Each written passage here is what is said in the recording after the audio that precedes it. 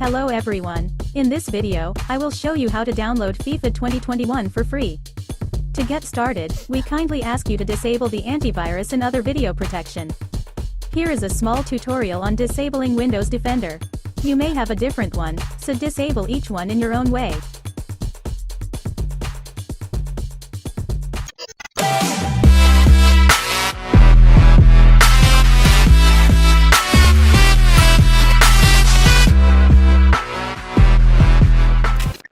Then, after disabling the antivirus, we download the file with the game. The download link can be found in the description under the video.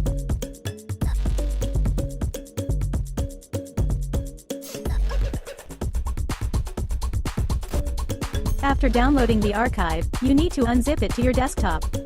After we go to the EA Sports Trademark FIFA 21 folder, click on the file called FIFA 2021. And then we start installing EA Sports Trademark FIFA 21. The video shows in more detail how to do this.